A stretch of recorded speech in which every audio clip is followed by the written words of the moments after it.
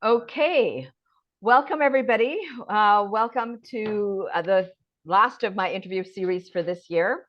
For those of you who don't know me, I'm Susie Foreman, and together with my husband, Andre Gordon, we run the Joint Pain Relief Program, which is a program for people with hip and knee osteoarthritis. And together, as well, so together with Andre, we run the program for hip and knee osteoarthritis. And as you know, the first two lines of defense when somebody has osteoarthritis is there's Andre giving mischief, right? So as you know, with the first two lines of defense for people with osteoarthritis, weight loss and strengthening of all the key muscles and learning how to move in the proper movement patterns. So I'm very excited today to have Dan Perry and Veronica Perez joining me from Philadelphia. Dan and Veronica, sorry, hold on one second. My phone, of course, tech issues. All right, Dan and Veronica are joining me from Philadelphia, and they are functional nutritionists who I've met through the business group that I work with, which is for health professionals. And they're niching down on thyroid function. So both Dan and Veronica are both functional therapy practitioners, as I said. Dan is specialized in blood chemistry analysis, and Veronica is a former researcher and, believe it or not, candy technologist, development candy technologist. So her job was literally to make candy for a living. Okay. Now, together, they both chose to pursue an education and a future in functional nutrition, primarily because they had their own health issues that they wanted to heal. And they had things that were stumping professionals, and they really wanted to get on top of it for themselves. And they found things that work. And so now they've developed their program and are sharing it with others. So I've been really excited because, there's a lot of talk about hormones. There's a lot of talk hormonal balance, but there's always been a lot of talk about thyroid. And I've always felt like the general medical community might be not quite up to date. So Dan and Veronica, welcome. And I would like you to start with just telling us, what is it that you do? Tell us about your program. Hey, Susie, thank you for having us. We're honored. So right now, currently we're focused on functional nutrition and of course, functional lab testing and working with clients, particularly women who are dealing with either hypothyroid issues or Hashimoto's autoimmune condition. And really for us, with our years of experience with having our own thyroid issues and other really nutrition was at the core of feeling better, getting the results that we wanted, and then really taking it to the next level with the analytical work that we are now able to do with lab testing, and really just interpreting that information in a way that isn't really happening in normal Western practice right now. Mm-hmm. So in our program, what we'll do, Susie, is we teach people on a week-to-week basis the education that we wish we all had when we grew up, which matches our body, how it works, to our food system, especially. Mm-hmm. And we only learn nutrition and biology separately, but we never know how these things work together. And especially when we're dealing in, you'll probably hear me say standard American food system. And I know a lot of you guys, if not all of you, are maybe in Canada and other places, but I'll just say Western diet because it's very similar altogether. And how much that has changed, whereas our biology has not, and how much of that has affected so much of the chronic issues we see in our healthcare today, that are the majority of the issues. So through our program, we want to week by week educate people to kind of understand the changes we're giving them to make, and at the same time, behind the scenes, run functional testing on them to pinpoint where the imbalances are in their body, and that gives us information to get more specific on tactics using whether it's nutrition changes or certainly supplement protocols. Mm-hmm. Okay. So what I'm really curious about is, and I think you've mentioned it, both of you, and I've spoken to you before, that generally Western medicine, by the time they tell somebody that they're hypothyroid by their standards, you think they're way too late. It's way too late. They could have caught it a lot earlier. Oh yeah. Extraordinarily. Yeah. So if I don't know if anyone's had their like they'll say their thyroid tested, they're usually running a TSH, which is your actually a pituitary hormone. So they're usually not even looking at your thyroid hormones in general, and they can sit there and diagnose you as hypothyroid. However, they're never looking at, by the time that is affected, you have other hormones, other actual thyroid hormones that are being affected. They never check, and they're telling a story of that there's problems going on in the body, and then that's where you have to then look at not just thyroid markers but also the rest of their blood markers to see where is the problem at. Right. Because looking at just the hormonal markers just telling you something is off, then you have to start piecing it together as to where is it and what do we need to change or add in. Mhm. So it's similar to, it's kind of like with the diabetes, the same way. By the time you're getting diagnosed, Mhm. it would be like diagnosing someone with cancer at stage 4. Yep. Right. Yeah. Right. I've always felt that way. Right. Yeah. You know, because when I go and they're like, well, you're not hypothyroid, I'm like, okay, why is it I can't even lose 2 pounds in a week? You know, why do I, I mean, I don't generally feel low energy, but I do think, and then I also wonder, can we talk? Because most of the people in my program, I cater to 45 to 64. So menopause. Yep. Can we talk about menopause and the effect on the thyroid? I mean, do things just get worse if they were already a problem? Well, it comes like the reality is like once you're dealing with menopause, right? The source of like the hormone production changes. So when our bodies start to go through that change and our ovaries are no longer being that producer of those hormones, and it now falls onto our adrenal glands. Part of what happens is the fact that our bodies are in a condition that our body's not happy. Yeah. We're overly stressed. Mhm. So the adrenal glands, which are our stress handling glands, are not equipped to take on that full-time job of producing all the hormones that the body requires at that point. Right. So then now women are entering that stage in life where they're going in absolutely unprepared, absolutely just struggling to begin with. And now the burden is exponentially more intense. And those poor little stress handling glands aren't equipped for that. So that's why many women go through that phase and that cycle in a very uncomfortable fashion. Something that Dan and I have many conversations about, like we'll just go out on like morning walks or whatnot, or just like business talks, right? And we talk about how in a perfect world, what we do is more about prevention, right? Right. We want to be in that space where we are being proactive and not reactive. But the reality is that it requires people to, get to a point in their health where it is like a breaking point. I can't handle it. No one is providing the service or help or support that I need. And that's when they start to look and, explore other avenues of support. And then that's kind of where we come in, because when people finally reach us, it's typically through word of mouth.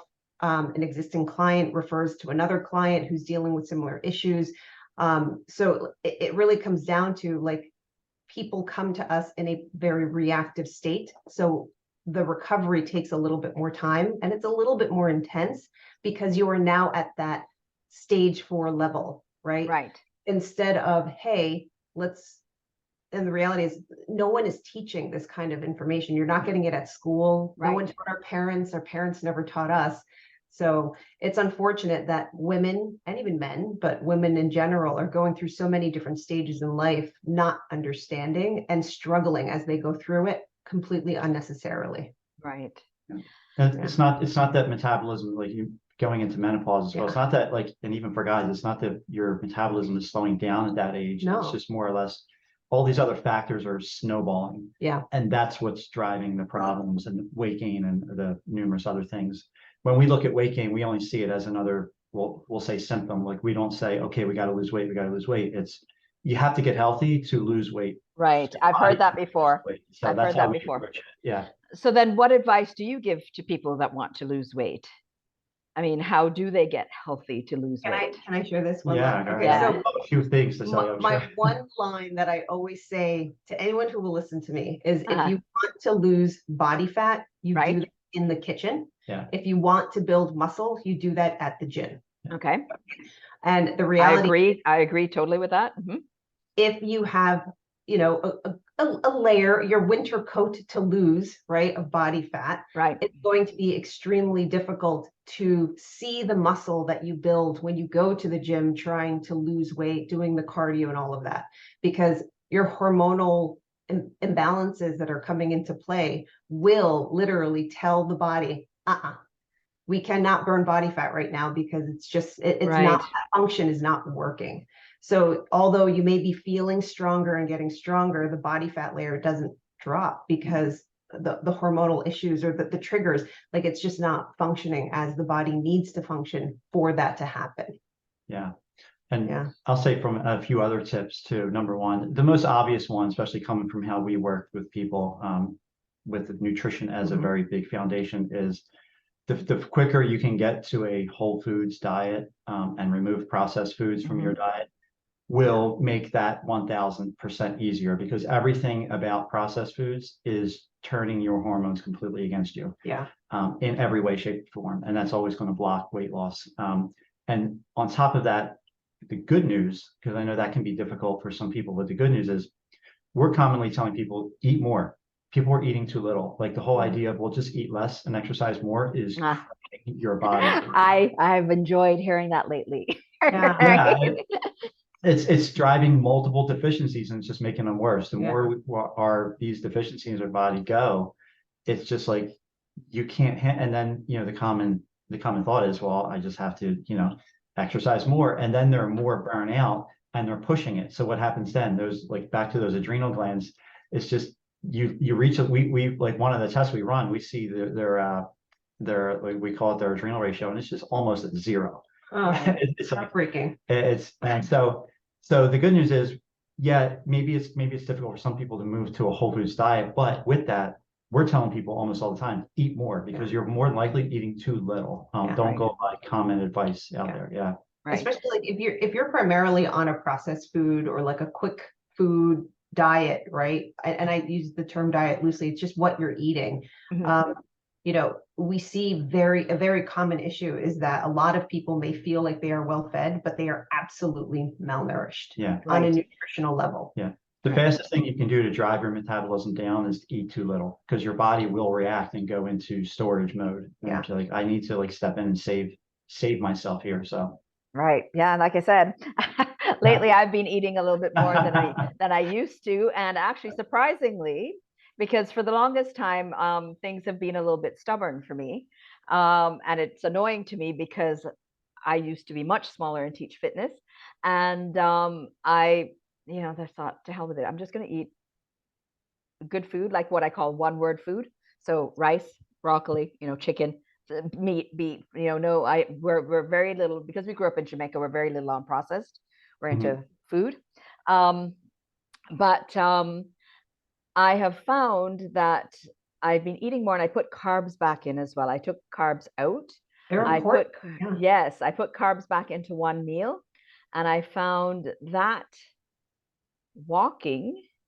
Okay. And then I'm following somebody who is telling me to just watch the amount of protein as well, so that I maintain my muscle mass, so I can lose fat. I'm finding now, and there's one other thing, I stop eating by 6, that I'm actually thinking, oh, wait a second, I'm losing weight. So now I just need to be consistent to lose all the weight that I'd like to lose. Right? Yeah. For sure. So so when you tell people eat more, I mean, do you go by calories, or how do you decide?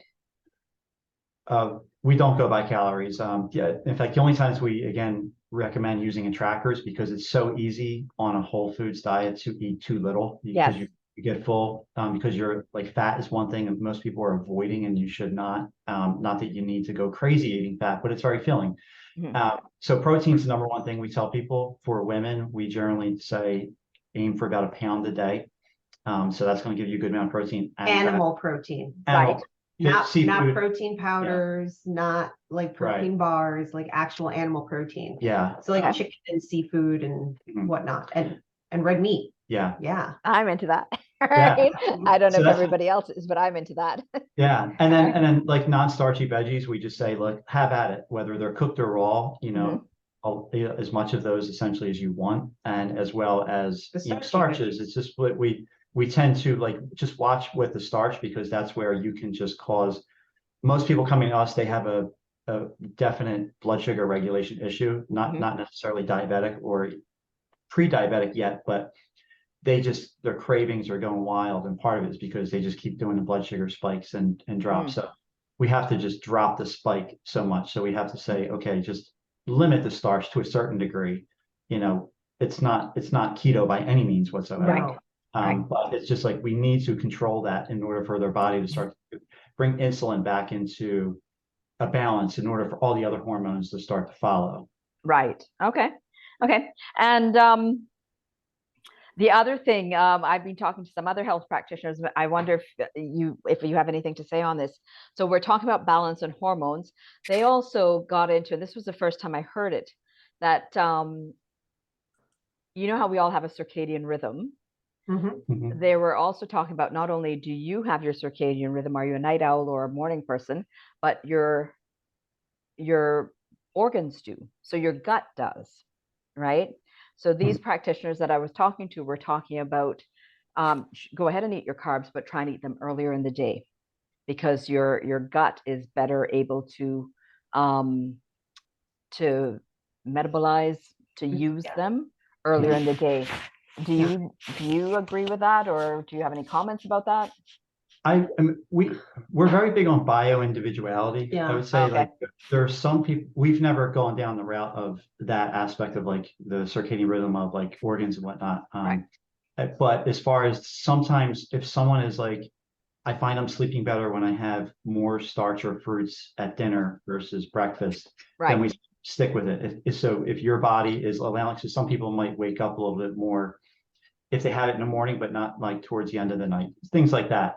We try to have people listen to what's going on, report back and say, okay, if we need to adjust like where you're doing this, that's fine. We're not going to say you need to have your carbs here, your fats here, and your proteins here, or anything like that. Oh, okay. Yeah. We try not to be too restrictive in terms of telling them how to eat. We give them certainly a lot of guidelines and make it easy for them, but we don't say like you need to eat this now or at this point.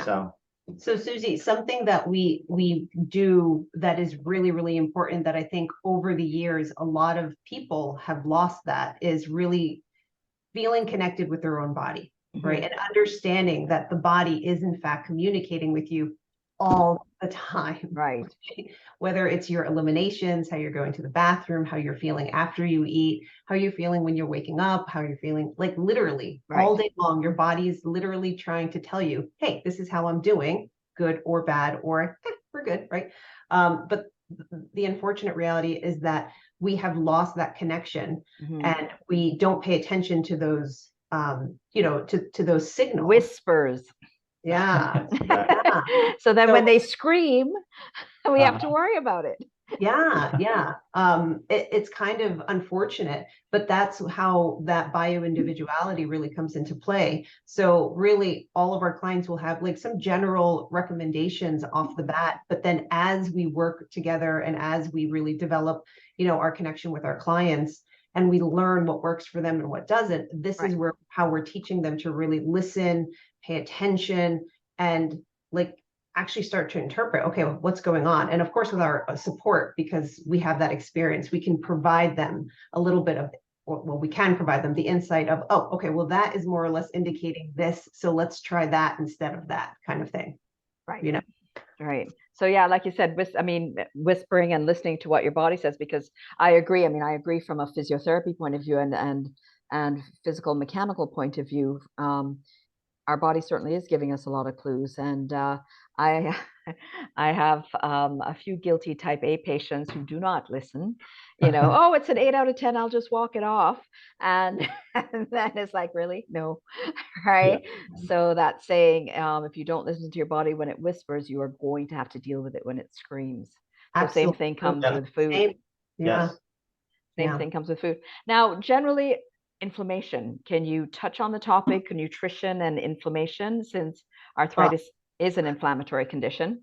Directly related and connected. Yeah. I mean, it's huge. 100% connected. It's we say that, inflammation is, especially when we're like running our tests, like we never tell a person inflammation is not a root cause, but inflammation is being caused by so much of what we're eating alone. I mean, other than like, other issues that people have, but just in terms of dietary, there are several things going on. Whereas kind of looking at it from two ways of how we do it. One is the omega 6 omega 3 balance, of which people's omega-6 balances, which is like the pro-inflammatory. You need it, but it's like it's going to push the inflammation more, whereas omega-3 is going to be the anti-inflammatory side of it. And people are just, it should be, some say 3-to-1, but there's some like schools of thought that say 1-to-1. Whereas the typical Western diet is like 20 up to 50-to-1. Like really of omega-6. And omega-6s, I mean, I've heard of everybody knows omega-3s, and they're the healthy ones. The omega-6s and 9s, where are they found? So we see it, and it really is pretty, I'm confident in saying that it's pretty factual that in the United States or in most Western places, with processed food, fast food, restaurants in general, we as a society, like we just don't eat very much omega-3 food. So that's your seafood, wild caught, your basically wild caught seafoods. Okay. Omega-6s are found in canola oil, vegetable oil, all the processed seed oils, margarine, like all of these things. And everything that's cooked outside of the home is being cooked and used, with these processed seed oils. Right. And because they're cheap. And for many people, these are the fats and the oils that they have in their cupboard, because it's being advertised as, oh, vegetable oil is healthy. Right. When in fact, it is toxic to the body, because that is triggering and bombarding the body with those pro-inflammatory omega-6 fats that are then unfortunately rancid. And then you're heating them and cooking with them, which is making them worse. They're not heat stable. Those types of fats, like omega-3s, omega-6. You're reminding me of something. Okay, so I mean, I know and about the canola oils and the vegetable oils not being good and stuff.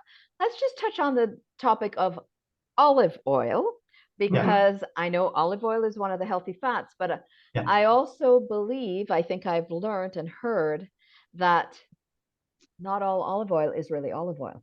Oh, correct. No. Yeah. You want to look for every country has a particular stamp of approval where it has to be checked and verified. You want, and I, off the top of my head, I can't remember what that is, but I believe, I know America, US, and I think probably Canada, and in Europe. At least and in Spain. You want to check ones, because the market is so huge to sell olive oil, where you're mostly what you're getting is like canola oil or some other seed oil.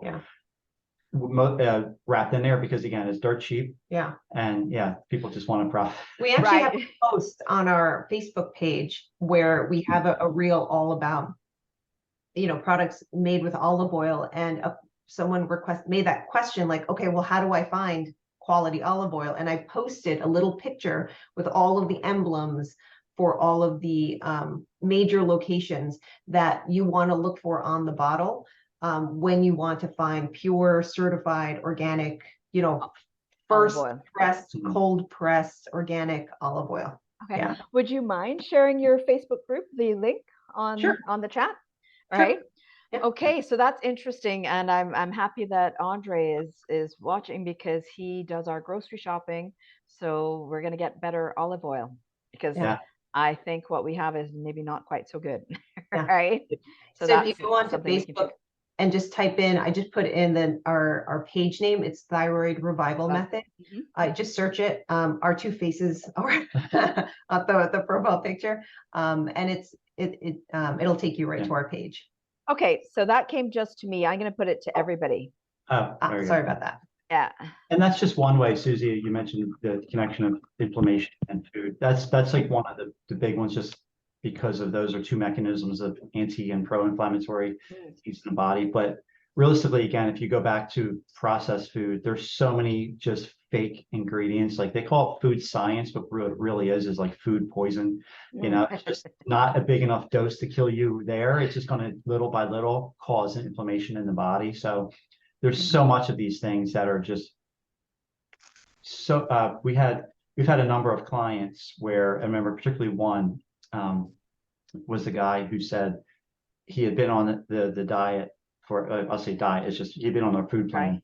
And he said, you know, before I started, I used to feel like I woke up every day Right. having just fell down a flight of stairs.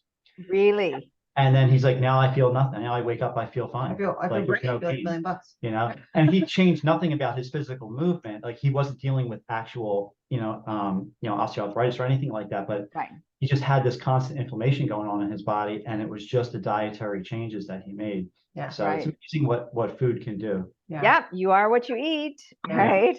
You are what you eat, and what we're eating these days is not as good as what we used to get, Yeah. right?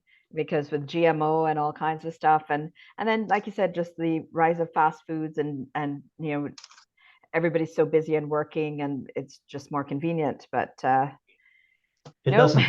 doesn't help that our health institutions promote actually a terrible diet. They promote a diet system that is causing all sorts of these problems, and we're sort of working. So this is a food pyramid you're talking about, then?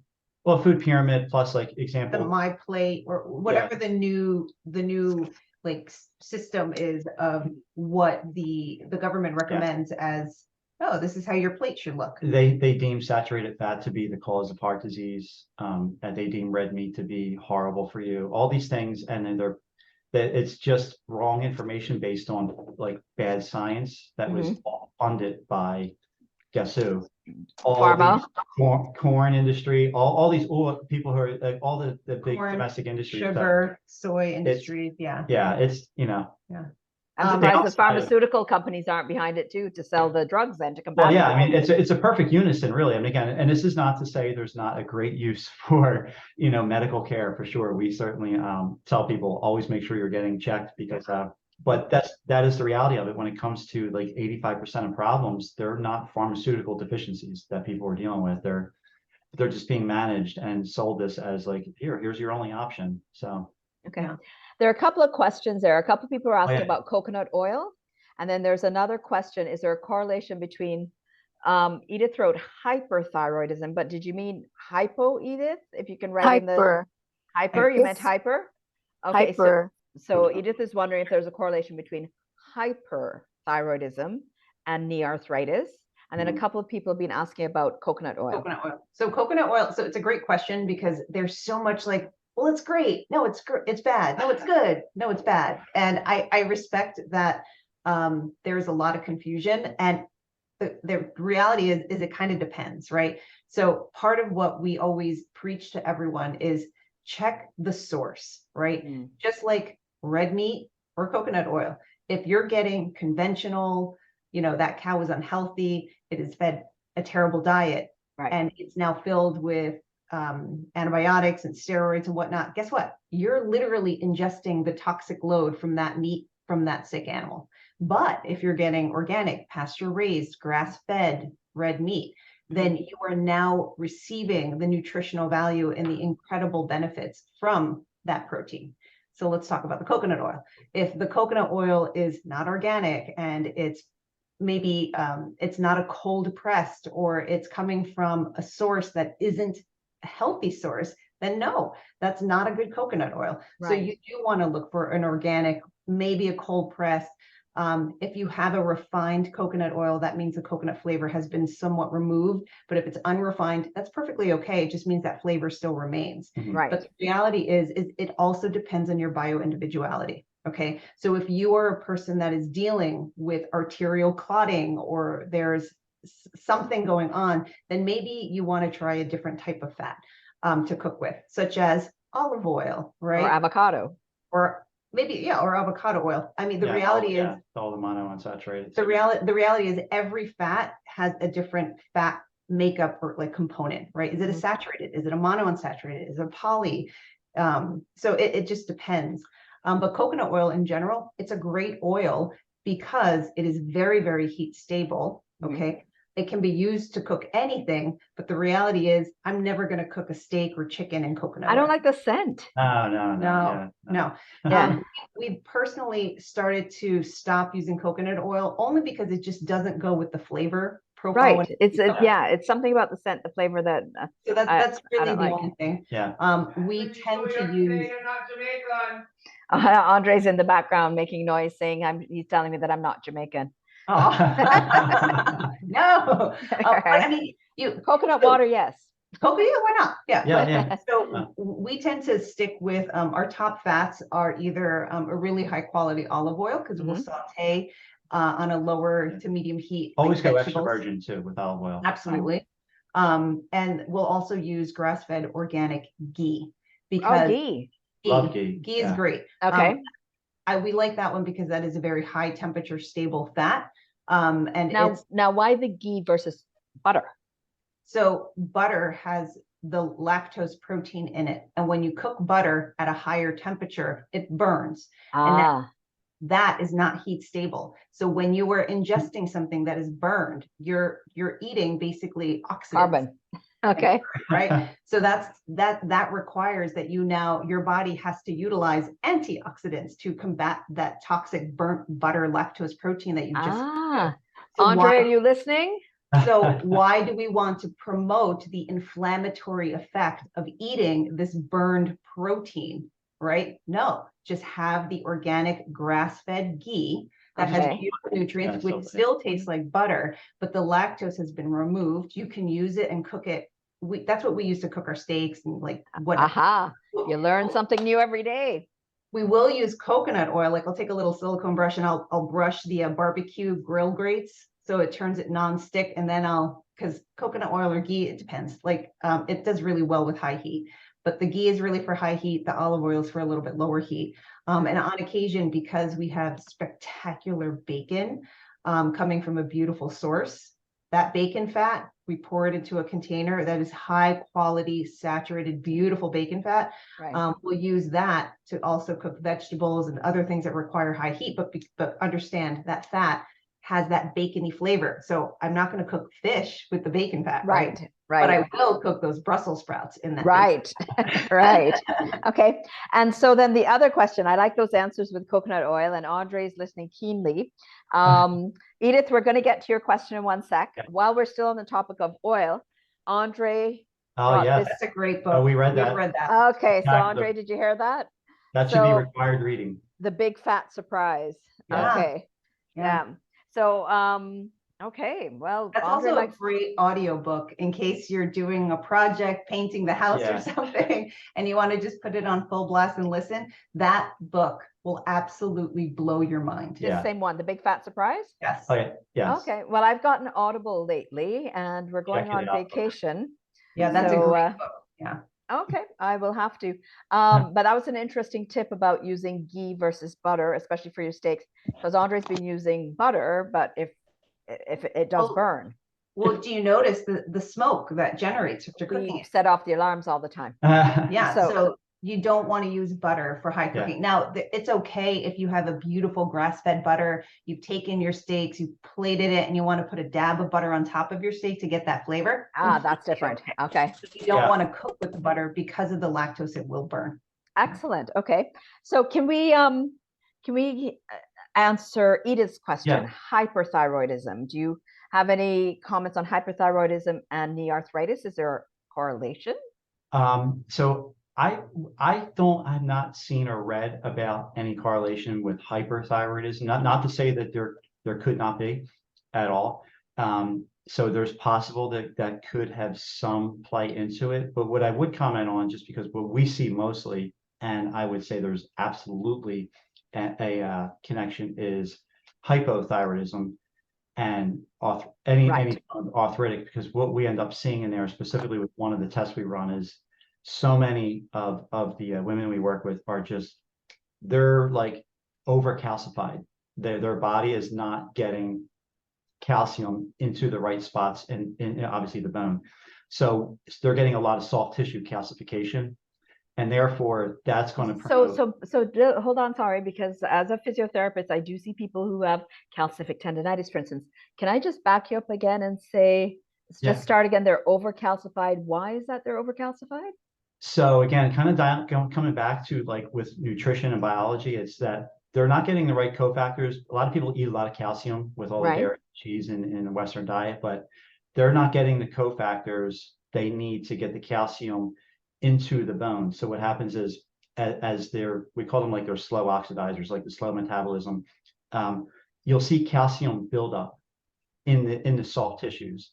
So, and this could be anywhere in the body. Yeah. And so when we call it a calcium shell, when we see this one particular test come back and it's a hair test, and when their calcium amount is just through the roof, it's just a correlation of too much calcium going on in the body that's not getting to the right place. So that can certainly, one of the symptoms that can come with that, of course, is just pain, arthritic, slow moving. And then osteoporosis, obviously. Absolutely, yeah. And that's Yeah. another thing too we talk about, because you can your body can continually be pulling calcium from the bone to do its job in the blood, because you have an almost endless supply in your bone. But what's going to happen is that your bone density keeps getting lower from calcium. Right.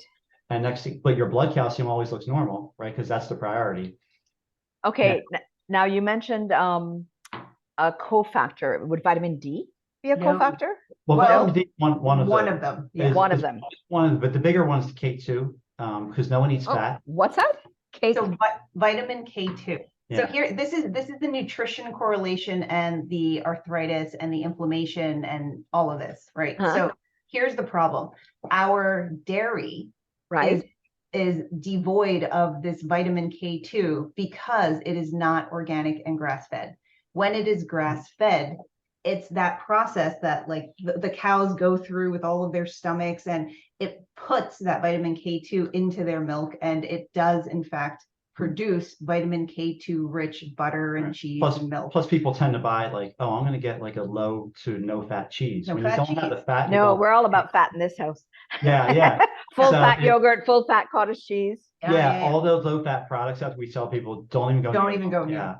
But get grass fed dairy products, because it's the grass fed. It's that mechanical and it's that biological process within the animal that makes that K2 presence in their dairy product. So when we get the vitamin K2, when we get it in our nutrition, then the body has the cofactor that it requires in order to pull the calcium from the blood. K2 is like the key. Like a shuttle. Right. It's kind of like a shuttle into the bone. That basically says, okay, here's my ticket. Thank you, K2. Now let's take with K2, calcium can then exit the blood and go into the bone. Yeah. But if it doesn't, if you're never getting the cofactor of the vitamin K2, it just remains where it doesn't belong and it never gets shuttled out. Yeah. So, because think about it, how is it possible that we are living in a world where everyone eats cheese and dairy and ice cream and whipped cream and milk, whatever and milk, but we are dealing with, these calcium issues, this arthritis and this osteoarthritis? It's because all the dental issues, and the dental issues, it's because the food that you're choosing to eat is missing the cofactors that the body requires to do this metabolic function, to get the calcium out of the wrong place and into the right place. Yeah. Plus, it's also dependent upon magnesium too, and that's another nutrient that is very deficient in a lot of people. Again, just because one thing that just burns through your reserves of it is stress, and who is not under any form of stress of the body. But a vitamin D, I just want to comment real quick. Vitamin D certainly is part of the process too, Susie, just because vitamin D is what is pulling it in from the intestines into the body for the other processes to then work. So that's a piece of it as well. So, but I feel like vitamin D is less of the problem that we see more as opposed to magnesium and K2 deficiency. Oh yeah. Yeah. Now I'm curious then, if we touch on magnesium, is there a certain daily amount? Like I take 400 whatever it is units per night on the body. Yeah, I think the setting, the RDA is, I think it's 400, right? Yeah. But it depends, like if you're starting from a deficiency, how far is your deficiency to how much you need? So and how much is your body burning through it again? So it's like Veronica said. Yeah, and keep in mind, the more sugar, wheat, flour, grains, processed foods, the body requires magnesium in order to metabolize and process that out of the body and out of the system. So the more you're eating that type of diet, the more your body is requiring magnesium to do that metabolic function. So again, this is the direct connection with your diet and your nutrition. You can either your internal nutrient food bank, right, within the body, you could either be at a deficit or you could be, in the green where you want to be. Right. And then the body has everything, all the nutrients that it needs in order to perform all of the metabolic functions that it needs to do, just to be, at homeostasis. Right. Let alone thrive. Right. Okay. Let's see. I'm going to see if anybody else has any other questions. If anybody has any questions, just pop them in the chat, because this is all interesting. And I've been dying to talk to both of you, because I've spoken to a naturopath that I work with, and it's good. And we've talked about supplements to do with inflammation, osteoarthritis. But now, I mean, just talking to you, all these new things that I'm learning. K2, you said? K2, vitamin K2. You all hear like vitamin K, but there's a K2.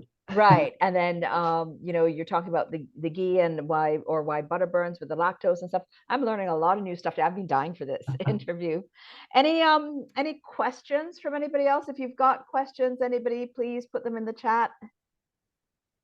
All right. Okay.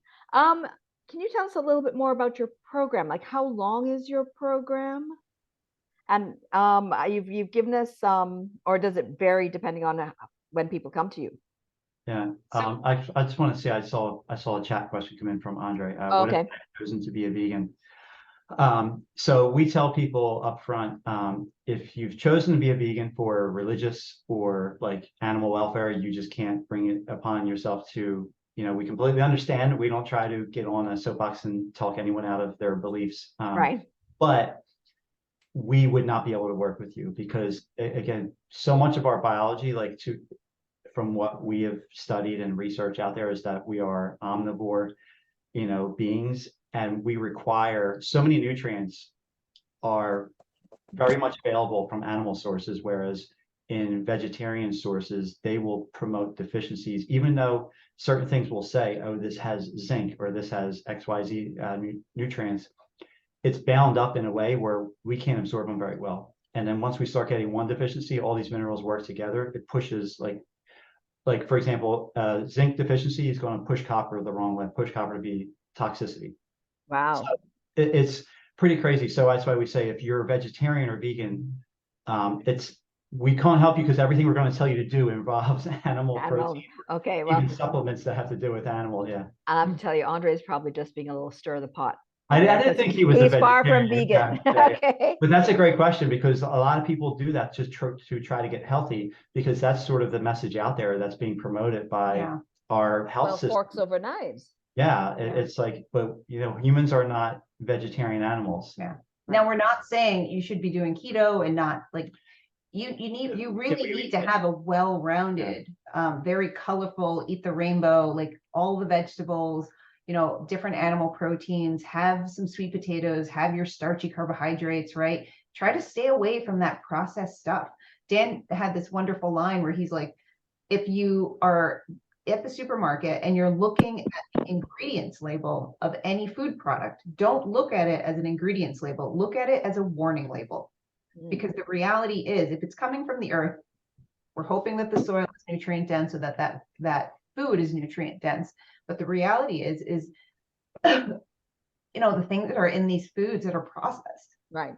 Sorry.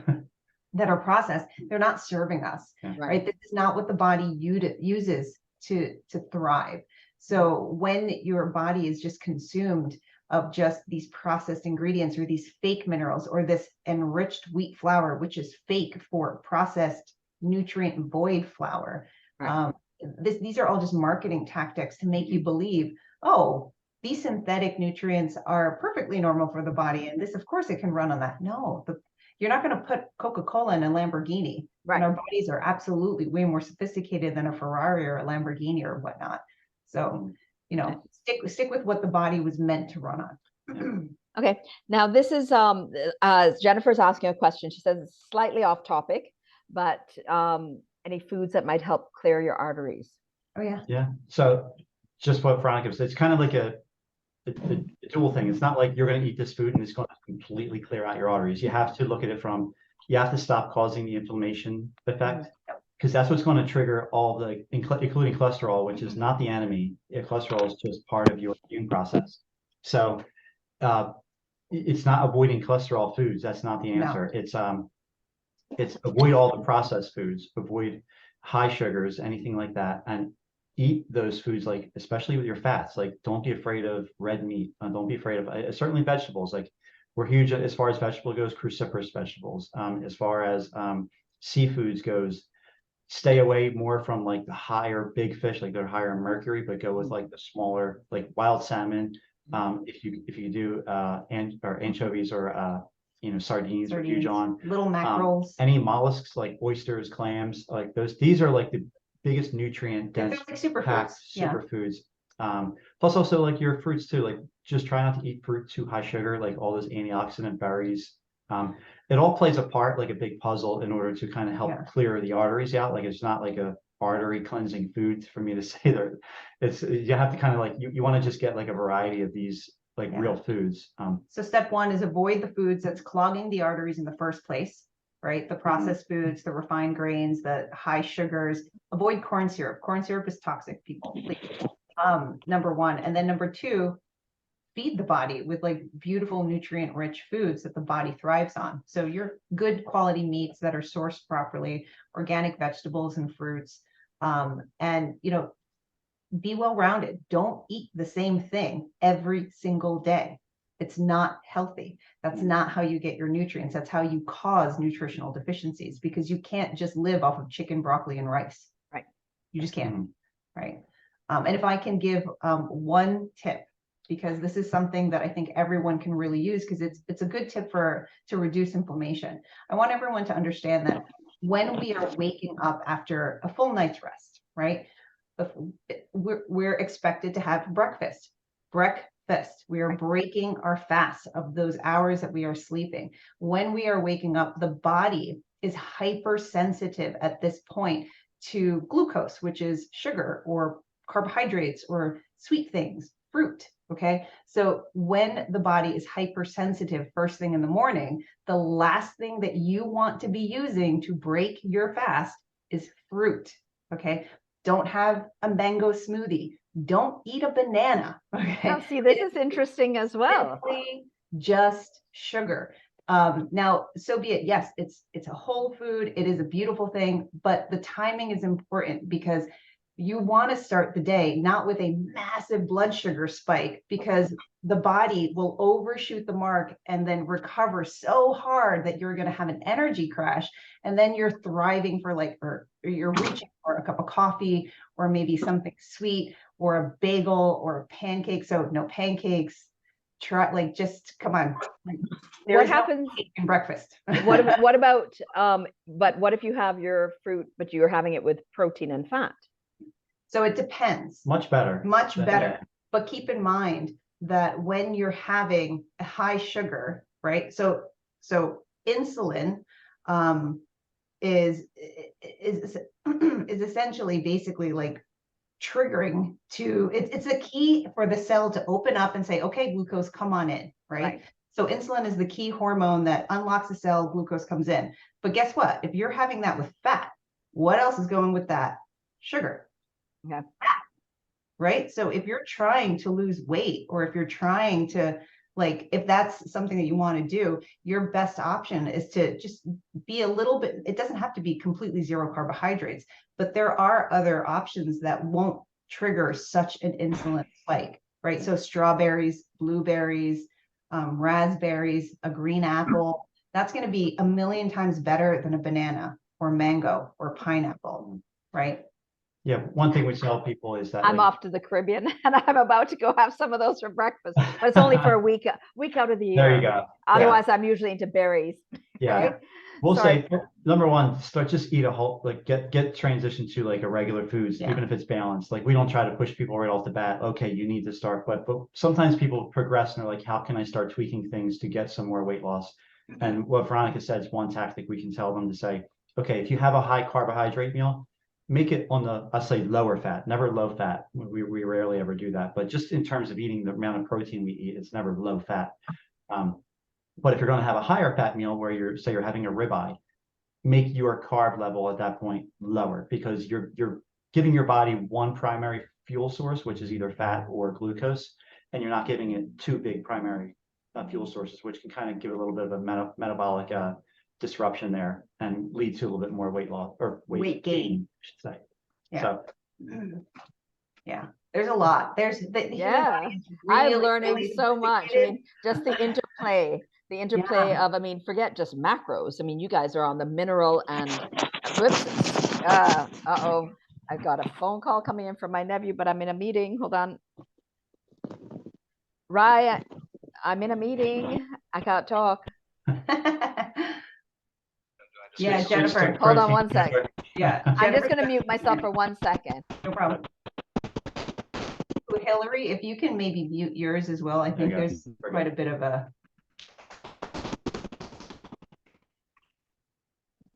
Yeah, we joke about in our program for, I think you guys can still hear us out. Yeah. Is the cereal being the number one thing for like in the Oh. States, where people have just like, oh, this is what we grow up having for breakfast. And Yeah, no. it's such, number one, we call it a fake food, because anything that's just, there's no realness to that anymore. But what happens is you see right on the cover, American Heart Association reduces cholesterol. No. You think you're eating healthy, you think you're starting a day great. Meanwhile, you are just setting yourself up for failure from step one. Yeah, it's going to trigger cravings. You're never going to feel satiated. You're always going to feel hungry. Your energy is going to be crappy. Your brain fog is going to be through the roof. Your focus is going to be just crap. Yeah. So starting off a day with cereal is probably, you might as well just have a Snickers bar. Honestly, it's basic. Actually, the Snickers bar is probably better because it has a little bit of protein and a little bit of fat in it. Whereas cereal is just sugar. It's just sugar. So I'm going to give you guys a little bit of insight from my time as a former research and product development. Suggested for. So we love eggs. Eggs, yeah. Any kind of breakfast meat, but just be careful with sausage, because sausage is something where you want to be sure that it's just like real food ingredients, and not like, if you go like, don't ever look at like Jimmy Dean sausage ingredients. It's like a lab experiment. Yeah. Neiman Ranch brand is a good solid brand. You can get their properly sourced coming from healthy animals, high protein, but just look at the ingredients, because even Neiman Ranch brand proteins will also have, sugar in some of their breakfast sausages, and that's okay, because as long as that's not the only one that you're having, enjoy it. Variety is important, but you don't want to only pick up the sugar-laden maple syrup, ones. Just ham steaks is a great, and that's pretty lean actually too. Ham and eggs, steak and eggs. If you go on our page, you'll see how many reels we share of like, hey, having steak and eggs and maybe some steamed broccoli and maybe half a Japanese sweet potato or something, like where there's super variety and you're like, oh my God, this looks like Thanksgiving. Yeah. But ground beef, ground turkey, any ground meat can go mix into like, it's just like we call it just a hodgepodge bowl with avocado, eggs, and veggies, and it's great. So I want to share one thing. I think you're gonna, this might kind of like give you a little like, oh my God, I never thought about this. But from my experience as a research and product development candy technologist, Willy Wonka, right? I made candy products and protein bars and little snack bars and stuff like that.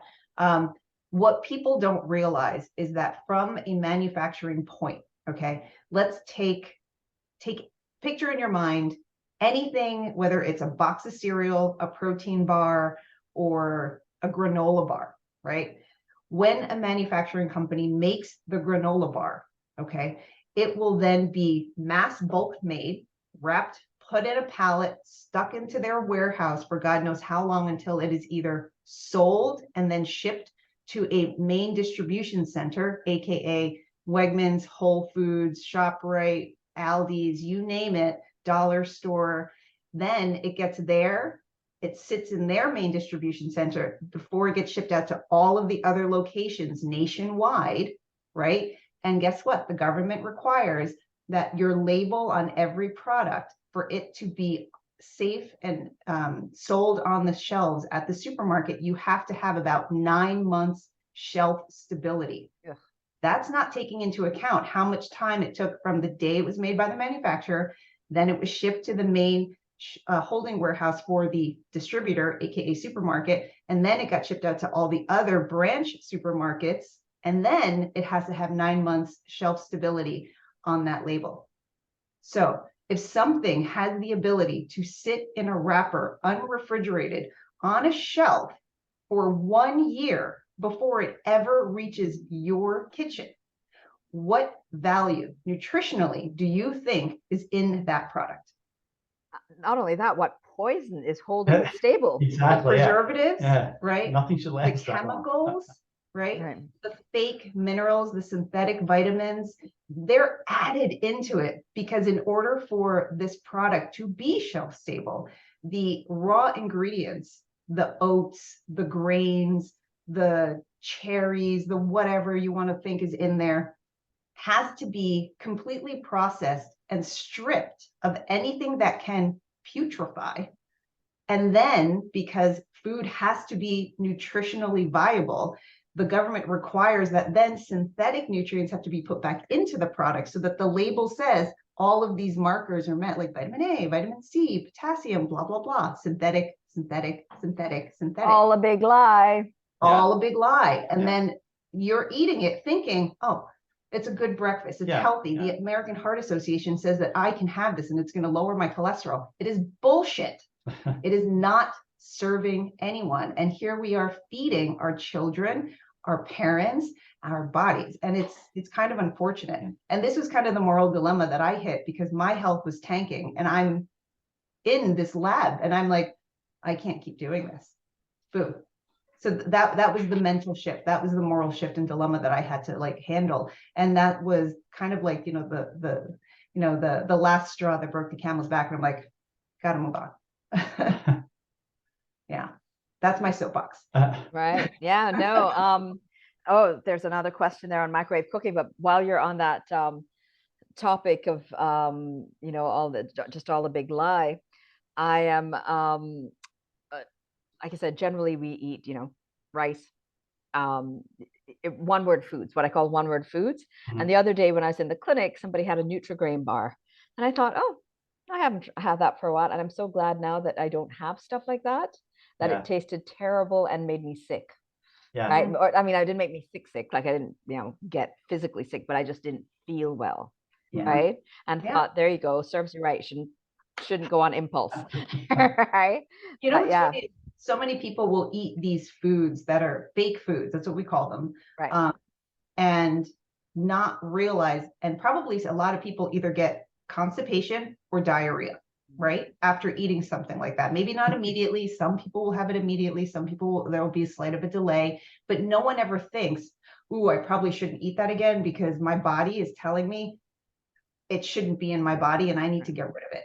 Or maybe you're the type of person where, hey, I'm really constipated all of a sudden. I don't know why. Well, guess what? The body is struggling to strip nutrients from food so desperately that it can't let it go because it needs more nutrients. Right. And of course, maybe you're a little dehydrated. Somebody's asking a question on microwave cooking. We're not like, it's not something that we've done. I've heard research on both ends of this where there's some people who are like, if you use it somewhat, it's okay. And I've heard other people who are like, any amount of using is going to cause some form of problem in your, like, completely molecular change your food and in a way that you don't want that. So for us personally, we don't no longer have a microwave, and we found that you'd be surprised how easy life is without one, because your oven's very efficient at heating things up pretty quickly, whether it's stovetop in a pan, like we have our little pot out. If we want to heat up liquid, just pour it in there, put the burner on. I mean, it's 2 minutes. In 30 seconds, it's ready. I mean, so you'd be surprised how easy you can get on without that when you're not using foods that specifically come, supposedly to microwave. So I don't have a lot of data to say that, like, it's been shown to do this and that, but I think the safer bet is to not use it much if you can do that. I'm going to change one of my habits. I was using it lately for my eggs because it's quick, but I'll go back to the stovetop. Yeah. I'll go back to the stovetop. From what we've seen, at least, it's just, Okay. Yeah. Any other questions? This has been very interesting. Like I said, I've been dying for this and I've really learned a lot today.